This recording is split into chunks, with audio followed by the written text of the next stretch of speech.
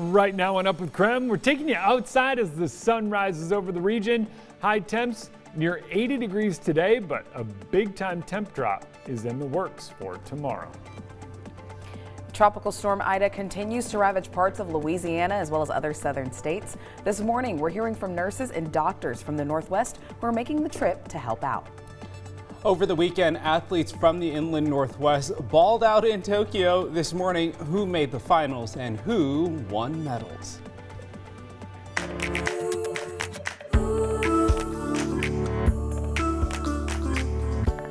Up with KREM begins now. Hey there, thanks so much for waking up with us on Up with KREM. Fire season may have started early this year, but it's still here. That's right. Now on your screen now, you can actually see where there will be high fire danger this afternoon from central Washington all the way to here in Spokane. So Jeremy, I know you're busy over there in the Weather Center. Can you tell us more about what's exactly causing these conditions?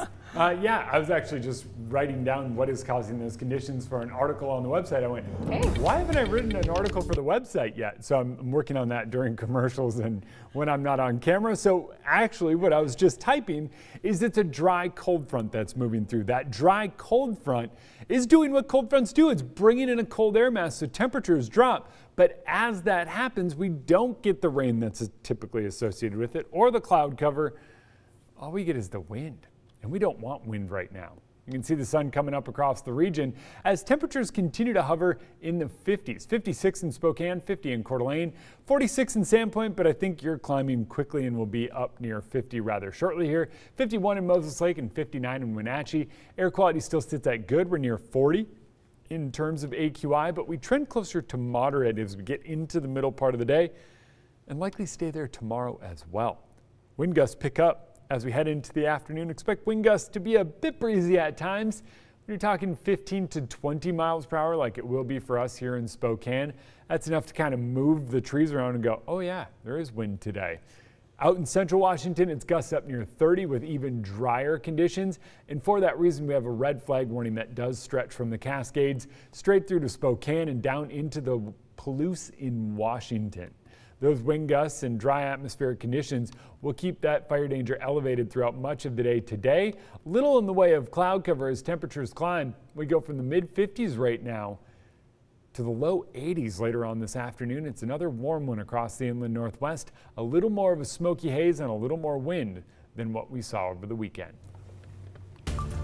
Across the country, southern states are dealing with the opposite of dry conditions. We are taking a live look right now at Tropical Storm Ida. Right now, this is Bourbon Street, of course, in New Orleans. As of this morning, we are told at least one person has died. Now, of course, this is an iconic street in New Orleans. It's usually bustling with people, with tourists. Not the scene right there this morning. So, of course, the hurricane was downgraded to a tropical storm this morning. But this weekend, the storm came ashore as a Category 4 hurricane. Exactly 16 years to the day that Katrina hit the region.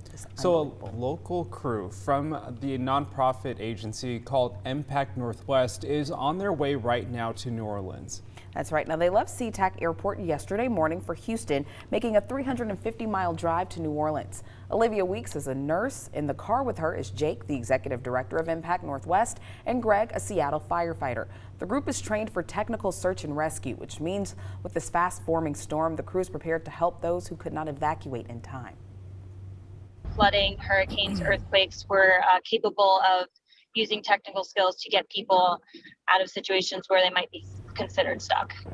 Now, Olivia says her crew is an assessment team, which means there are other volunteers with Impact Northwest ready to hop on a plane and help out if they're needed. The time is now 7:34. It is time for your morning rush. More news in less time. Over the weekend, a large crowd gathered in Olympia to protest the state's vaccination mandate for state employees, healthcare workers, and teachers. Earlier this month, Governor Jay Inslee announcing that these workers would either need to get vaccinated or lose their jobs. He set the deadline for vaccination for October. Some protesters in the group claim the loss of workers who do not want to get the vaccine would cripple the state. Give up my job. Yeah, unfortunately. I mean, I feel grateful because I'm at least age where I can do that, and it won't be, much as a hardship as someone that has family who has to make that tough decision. So this protest is just one of several the group has planned. The group is also preparing for a walkout on September 7th unless the governor reverses his decision. Durham Bus Services, which partners with Spokane Public Schools to provide bus services for its students, is facing a $7,000 fine from Washington state regulators. This follows a COVID-19 outbreak among workers.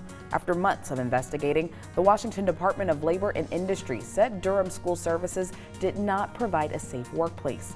The outbreak among Durham bus drivers and other employees was at its height in February of 2021. During that period, SRHD says one bus attendant died, more than 30 employees contracted COVID-19, and more than 60 were quarantined in less than 1 month. And Minshew Mania is on the move. Over the weekend, the Jacksonville Jaguars traded former WSU quarterback Gardner Minshew, so he'll now be headed to the Philadelphia Eagles in exchange for a 2022 draft pick. The former Jaguars general manager who drafted Minshew in the 6th round in 2019 now serves as a personnel executive in Philadelphia. That's your Morning Rush. More news in less time. Let us know what's happening in your neighborhood by using the hashtag #UpWithKREM on social media. A lot of us may know friends or family who've split up during the pandemic, but have the divorce rates actually gone up? Steve Bunin with our sister station in Seattle verifies.